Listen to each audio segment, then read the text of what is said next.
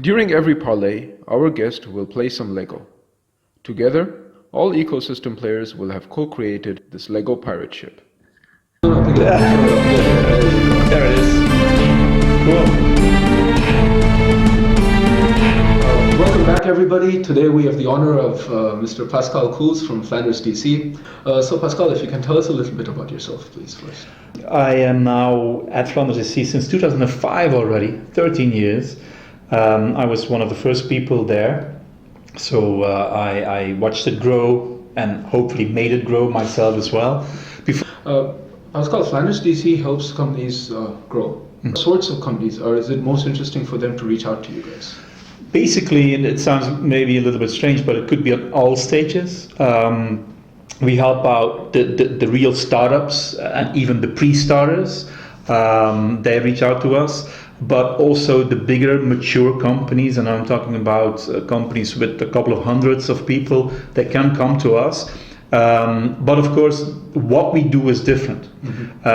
With the early stage companies, we help them out thinking about their vision or their market, but also the really nitty-gritty entrepreneurial stuff. How do you do sales? How do you do HR and all of that? When we talk about the mature companies, it's more thematic. For example, we have a tool called Close the Loop, which is about sustainable fashion. And so the bigger companies use this tool with us to create new sustainable collections, for example. So it could be on all stages, really. Okay, fine. And what are the differences that the different stage companies require?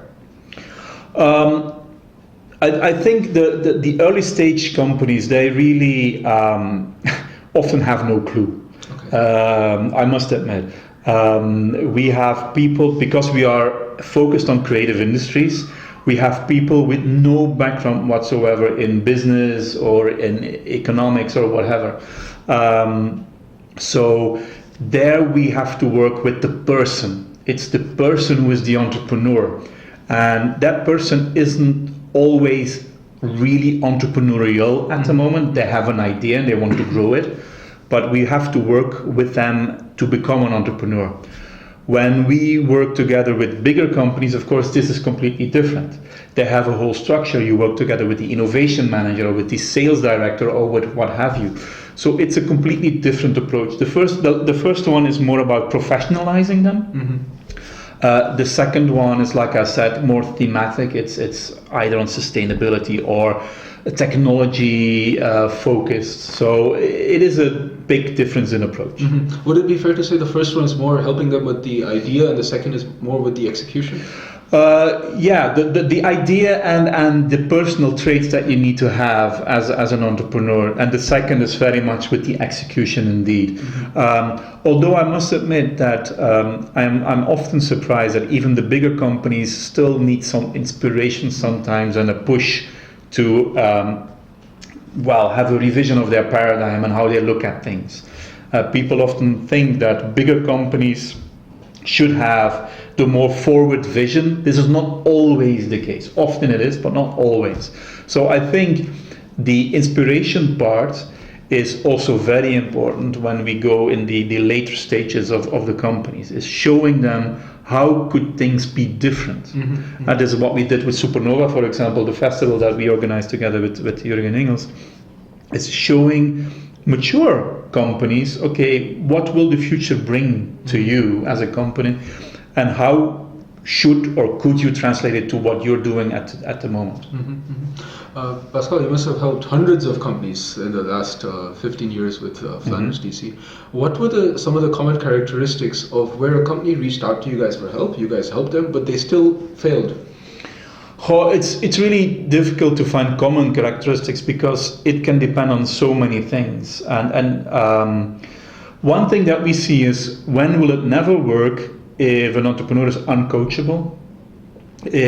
And by uncoachable, I do not mean that they need to listen to us, but we always bring a whole array of experts and people from outside our organization. And if we see that this entrepreneur is really not making any effort to listen to them, it often is a kind of sign for future success or not. Sometimes it's not. You do have the stubborn entrepreneur that really sticks to it, to his or her idea, and at the end they were right. But more often this is not the case, I must admit. Mm-hmm. So they need to understand that if you want to do it alone, it might be quicker in the beginning, but you will never get as far if you go together with other people. Mm-hmm. So this might be a common denominator, so to speak, of people that we see fail, I must admit. Yeah. And you mentioned you help early stage entrepreneurs and also later stage corporates. Yeah. What about when the corporates reach out to you and they're not able to benefit from the advice? Well, often, I must admit, it's also our fault, so to speak. We're a small organization. We do not have all the competences and knowledge and capacity that we need to cater to all the corporations. And let that be very clear. But I think what we see is that, like I said earlier on, not always do corporates have the bigger and better vision compared to the smaller companies, because there is this structure, there is this history and tradition, and I sometimes compare big multinationals to governments. It's administrative. There are hierarchical levels. You need to go first to the Belux, then to EMEI, then to the worldwide level to get new ideas done. And this slows down things. And that's why you now more and more see corporates and big corporations hiring consultants to think like a startup. Yeah. Absolutely. It's to innovate like a startup, because they see that their structure and their processes are hindering innovation. So often we bring ideas, but they get killed in red tape, even within big corporations. You could have been doing so many different things within the economy.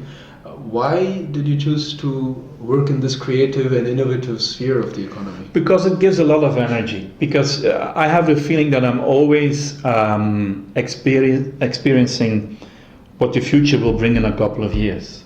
If it's technology, if it's new business models, I mean, we have been working with that for years and years. And so 5 years ago, we were working with the new companies in the sharing economy. Now it's more and more common, right?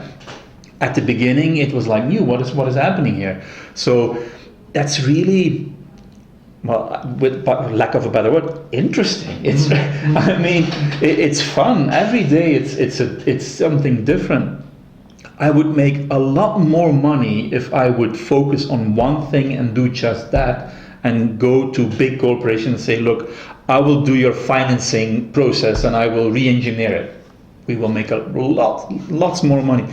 But I would get so bored. So, okay, fantastic. To some Lego now. Okay. Oh dear. Let's see where we are. Okay, all right. So the idea is, Steve Jobs said, why join the Navy if you can be a pirate? So what we thought is we build a pirate ship and we co-create it with all of our...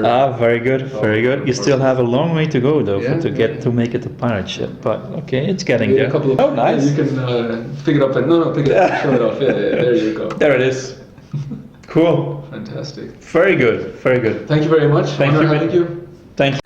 Leaf RA is a business accelerator that invests in innovative companies so that they can sell more and sell faster. Thank you for watching this parlay. Our program at Leaf RA is quite straightforward. We provide funding, added with the best partners, so that you can multiply your sales.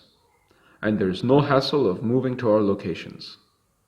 If you're curious as to how we can work together, do reach out to us.